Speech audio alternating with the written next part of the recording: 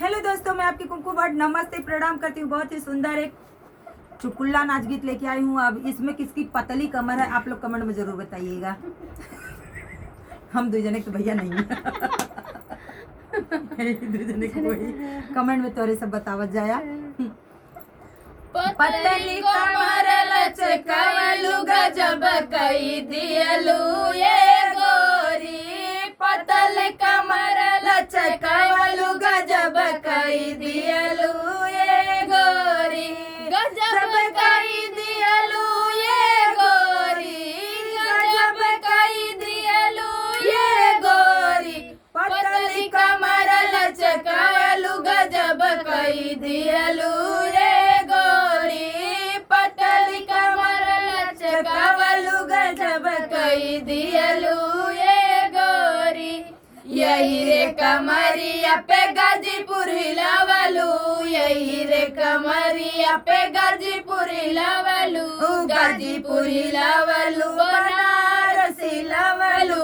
गाजीपुर हिलावलू बनारस हिलावलू। अरे आजमगढ़ के दिल धड़कावलू गजब कई दियलू ये गोरी। आजमगढ़ के दिल धड़कावलू गजब कई दियलू ये गोरी। पतली कमर लचकावलू गजब कई दियलू ये गोरी। पतली कमर लचकावलू गजब कई दियलू ये गोरी। काली काली अखिया में कजरा लगावलू। काली काली अखिया में कजरा लगावलू।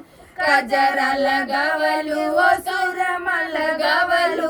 कजरा लगावलू ओ सुरमा लगावलू। अरे चश्मा लगा के दिल धड़कावलू गजब कई दियलू ये गोरी। चश्मा लगा के दिल धड़कावलू गजब कई दियलू ये गोरी।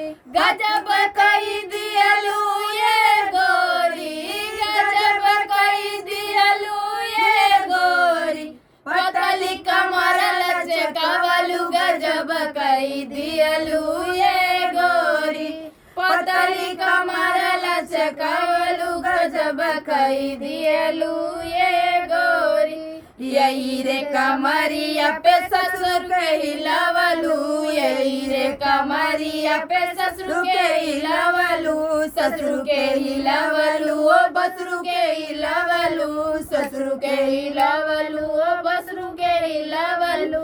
देवरा के दिल धड़कावलू गजब कई दियलू ये गोरी। देवरा के दिल धड़कावलू गजब कई दियलू ये गोरी। पतली कमर लचकावलू गजब कई दियलू ये गोरी। पतली कमर लचकावलू गजब कई दियलू ये गोरी। यही रे कमरिया पे सैया के हिलावलू। सैया के हिलावलू ओ नंदोया के हिलावलू। सैया के हिलावलू ओ नंदोया के हिलावलू।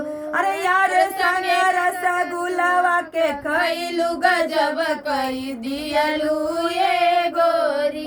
अरे यार संगे रसगुल्ला के खइलू गजब कई दियलू ये गोरी। गजब कई दियलू ये गोरी। गजब कई दियलू ये गोरी। पतली कमर लचकावलू गजब कई दियलू ये गोरी। पतली कमर लचकावलू गजब कई दियलू ये गोरी। तो ये हमारा गीत कैसा लगा कमेंट बॉक्स में आप लोग जरूर बताइएगा। फिर मिलती हूँ नेक्स्ट वीडियो में, तब तक के लिए राधे राधे।